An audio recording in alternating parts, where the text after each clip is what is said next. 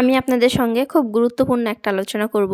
বিড়াল কি আজীবন বাচ্চা দিতে পারে? এটা কিন্তু আমাদের অনেকের কৌতূহল আছে। সেই সম্পর্কের উপরে আপনাদের সঙ্গে একটু আলোচনা করার চেষ্টা করব। বিড়াল কত বয়সে বাচ্চা দেবে তা নির্ভর করে বিড়ালটি জাত কি তার উপরে। বিড়াল সাধারণত 6 মাস বয়স থেকে বাচ্চা জন্ম দিতে পারে, কিন্তু এক এক জাতের বিড়াল এক এক বয়সে বাচ্চা জন্ম দেওয়ার জন্য উপযুক্ত হয়। সিয়ামিজি জাতের বিড়াল মাত্র 4 মাস বয়সে বাচ্চা জন্ম দেওয়ার জন্য সক্ষম হয়, কিন্তু অপরদিকে পার্সিয়ান জাতের বিড়াল 10 থেকে 12 মাস বয়সে বাচ্চা দেওয়ার জন্য উপযুক্ত হয়। প্রতিটি স্তন্যপায়ী প্রাণী একটি নির্দিষ্ট গর্ভকালীন সময় আছে, বিড়াল ও তার এর ব্যতিক্রম না। হিট থাকা অবস্থায় যদি স্ত্রী বিড়াল পুরুষ বিড়ালের সঙ্গে মিলিত হতে পারে, তাহলে শুরু হবে তার গর্ভকালীন সময়।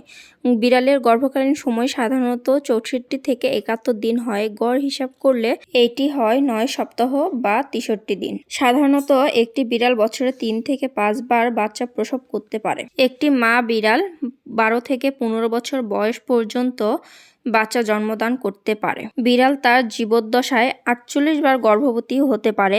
মা বিড়াল 180 থেকে 200টি পর্যন্ত বাচ্চা জন্ম দিতে পারে। স্তন্যপায়ী প্রাণীদের প্রজনন ক্রিয়া একসময় বন্ধ হয়ে যায়, কারণ প্রজননের জন্য ডিম্বাণু উৎপাদন প্রক্রিয়া এক বয়সে এসে বন্ধ হয়ে যায়। চিকিৎসা বিজ্ঞানীদের ভাষায় মেনোপেজ দশা বলে বা পিরিয়ড। স্ত্রী বিড়ালের জীবনচক্রে পিরিয়ড কিন্তু কখনোই হয় না, এজন্য এর শেষও নেই, যার কারণে স্ত্রী বিড়াল প্রায় পুরো জীবন জুড়েই প্রজনন করতে পারে। তবে বয়সজনিত কারণে শারীরিক দুর্বলতা জীবনের শেষকালে এসে এদের বাচ্চা জন্মদানের ক্ষমতা কমে যায়। তবে সুস্থ ও স্বাভাবিক বিড়াল শেষ বয়স পর্যন্ত বাচ্চা জন্ম দিতে পারে। কিন্তু বিড়ালের সার্জারির মাধ্যমে যেসব স্ত্রী বিড়ালের ডিম্বাণু বা জরায়ু অপারেশন করা হয়, যার ফলে এরা গর্ভধারণ করতে পারে না, এ ধরনের নিরপেক্ষতা বা বন্ধ্যতা স্ত্রী বিড়ালগুলোকে স্প্রেড বিড়াল বলে থাকে।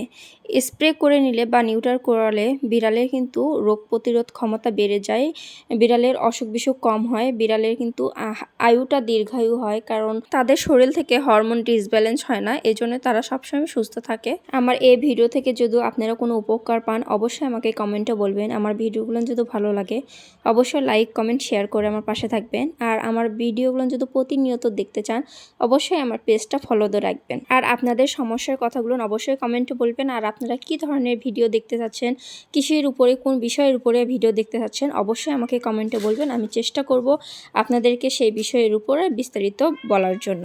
বাচ্চাগুলো যখন মায়ের দুধ খায়, তখন তাদের শারীরিক সকল ধরনের পুষ্টি চাহিদা মায়ের দুধ থেকে পেয়ে থাকে। মায়ের দুধ হইতে তারা বিভিন্ন রকমের রোগ প্রতিরোধ ক্ষমতা অর্জন করে থাকে। যখন হঠাৎ করে দুধ খাওয়া বন্ধ করে দেয়, তখন এরা বাহিরে থেকে যে পরিমাণে খাবার পায়, তার সাথে সাথে তাদের শরীরে প্রাথমিক পর্যায়ে মানিয়ে নিতে একটু কষ্টকর হয়, ফলে এদের রোগ প্রতিরোধ ক্ষমতা হঠাৎ করে কমে যায়।